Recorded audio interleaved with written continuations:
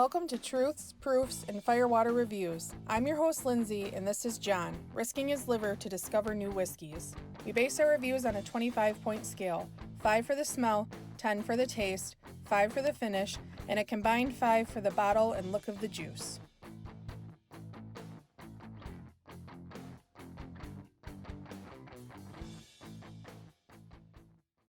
There's something poking me. It's not me. So you got a dirty mind. Anyway, I got questions. What do you got questions of? Coke or Pepsi? No, it's bourbon. I mean, like, which do you prefer? Oh. I used to be strictly Coke or cola. Give a little more info on that. Red is my favorite color, so I seem to go to everything red. But I've been more into Pepsi lately. I'm kind of changing. I've always been Pepsi. Coke is too I'm sweet. not mad about either of them. I don't know. I actually prefer RC. I was going to say, I prefer RC or Faygo Cola over any cola, but... Faygo's a little too sweet. RC hits the spot. I grew up on RC, and it's like, I feel like RC is the perfect sweetness and carbonation. It's like Coke and Pepsi had a baby, and it's RC, and it's way cheaper. Anyway... Coke, Pepsi, what you think? Save-A-Lot back in the day had the Bubba Cola. That seemed to be really good too. Anyway, John's doing another blind. Yeah, this smells really good. Oh. I get sweet, dry, and sawdusty oak. It's like you cut some old wood that was seasoned. But it's fairly sweet. Interesting. Well aged for sure. It's got some nice oak on there. I get blackberry pie, which is making me love this. That crust too. It also reminds me of the triple berry jelly that Smucker's has, or jam. Isn't it like I don't know what's in it. Blueberry, blackberry? I want to know. I And think strawberry? it's like strawberry. I don't Maybe know. strawberry, raspberry, blackberry? That's a good one. It's not my favorite from Smucker's, but boysenberry. I don't know if they discontinued it or they just don't send it here anymore. I think, remember that We one gotta time go I to looked? Amish country to get I that. know. That one time I looked and I thought they had it online, but they just had like the little pads of it. This one has the traditional caramel and vanilla, but it's actually much stronger in like a honey type of way. And it is very sweet. I love the berryness and that unique oakiness on this one. That fruitiness kind of reminds me of a little like Dickel, George Dickel, but it doesn't seem as vitamin-y. And after a while, it dried up to the glass and the caramel ramped up. I give it a 4.75. That's almost perfect. It's blackberry, raspberry, and blueberry. Really? Yeah. 4.75. Here we go. Down the gullet.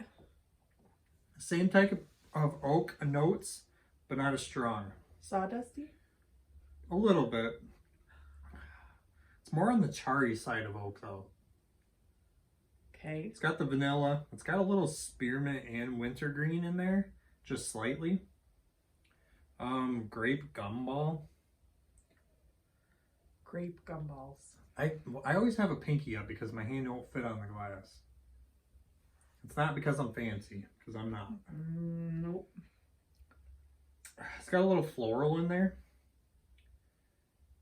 I'm sure I've chewed on a flower before, and you'll probably make fun of that. You know, like when you go to Max's South Seas and they put that edible flower on cocktails? I'm pretty sure I've ate one of yours before.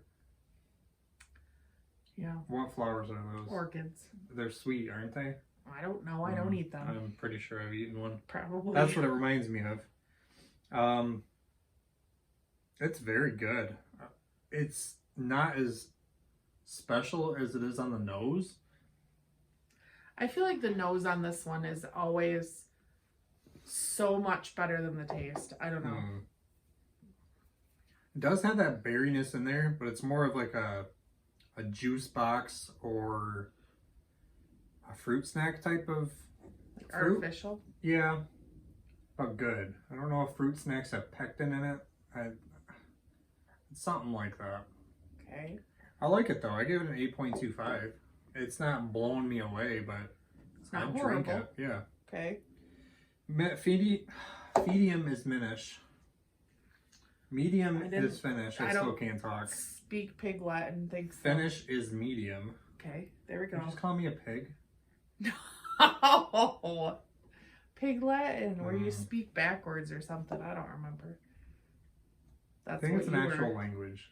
Pig Latin? Yeah. No. I'm looking it up. It's the pigs over in Latin America, they speak that. Oh, yeah? Yeah. Huh. The slight mint still sticks around in the aftertaste with like a light berryness. And I put berry-ness. I don't know if it was I-N-E-S-S or Y-N-E-S-S. I'm pretty sure it's I-N-E-S-S. It does stick around, but I want it to stick around for a little bit longer. I'm going to give it a 3.75 on the finish. Okay. It's good. I just want it longer. What is Pig Latin? Pig Latin is a secret language formed from the English by transferring the initial consonant or consonants cluster of each word to the end of the word and adding a vocalic syllable, usually EI. So Pig Latin would be Igpe Atenlay. That's too much thinking for my brain. Well, you gotta have secret languages. I do. Just don't talk. Yeah. Anyway. Look. It's got a nice color, actually. It's got like a good maple syrup. Not like the nasty log cabin or anything like that. Like the good Michigan barrel-aged maple syrup. That's what it looks like. Can do. The legs just ran really fast, though, and it looks a little thin, but there is some streams there. I'm going to give the color 2.25. I really like the color. Guesses? I said it was Widow Jane-esque, but not as good as that. Because it did kind of remind me of Dickel, and I know that's in Widow Jane, but Widow Jane was on my list for Whiskeys of the Year last year, and I don't think this would make it.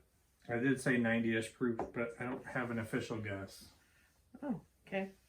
Well, your proof is right, and I wanted to get this one pulled over on you. Oh? Which I did. Oh. Oh. Why? Because I wanted to see what you thought. As you can see, this bottle's been open for a while. Yeah. And we clearly haven't touched a whole lot of it. I'm not a Blanton's hater, but every now and then I'll get a single barrel that is special. But most of the time, they're just not that special these days. Yeah. 10 years ago, they seemed a lot better than they were, but maybe that was just because I didn't try much. Yeah. I don't know. What's the date on this one? It is a single barrel, 93 proof. I wasn't exact, but 1/4/19. I'm pretty sure that's my grandma's birthday. Something like that. Barrel 3269. Warehouse H, which they all are Warehouse H. I'm going to give the bottle full points. I mean, it is the coolest bottle, or one of the coolest bottles out there. I don't disagree with you. It's iconic. 86. 86, yeah. So Blanton's was like our first like introduction bourbon that we really hunted for. And then we got a bunch of it and stopped hunting for it. We started actually like really deep diving into the bourbon game and found a lot better stuff out there. Yeah. Like John said, it's not something that like we hate on. Well, the thing is, it's $60 here. Not many people really jack up the price on that. Sometimes a few bucks or 10. I do grab it every time I see it at 60, which is like once a year lately. Yeah. And I don't know why I keep buying it, because it's just not that great, but yeah, it is good. Honest to gosh, the only really thing, like, I enjoy it and I think it's good. I have, but I love like 3 or 4 bottles bottles right now, and I just don't drink them. Blanton's is one of my favorites, and John's been picking up some bottles here and there, like you said, but he found me a pint a couple years ago, and then our friend Michael actually sent me a little mini, so I have the full set, which I really, really am happy about. So, do you know anything about Blanton's? Well, you know, just like everything else that's from Sazerac, there's undisclosed for pretty much everything. I'll tell you a little thing that I don't know if you know. Buffalo Trace, or I don't know if Sazerac owns it, but Buffalo Trace does not own Blanton's or Ancient Age. It is actually owned by Ancient Age. It's mash bill number 2. Yeah. Oh. I don't know if Sazerac owns Ancient Age. I don't think they do, though. I don't think they do either, but yeah, they had, so as per usual, most of our information comes from Breaking Bourbon. They have the truest and most up-to-date information, so that's who we use most of the time. But he wrote a little snippet in here that I thought was kind of cool, pulling a few things together. So Blanton's original single barrel bourbon has a storied history that ties together many namesakes of the Buffalo Trace Distillery. I know you probably know all of this, but I did not. Originally, Colonel Albert B. Blanton was the president of the George T. Stagg Bourbon Distillery, which is now known as Buffalo Trace, until 1952. During that period, Elmer T. Lee worked under Blanton.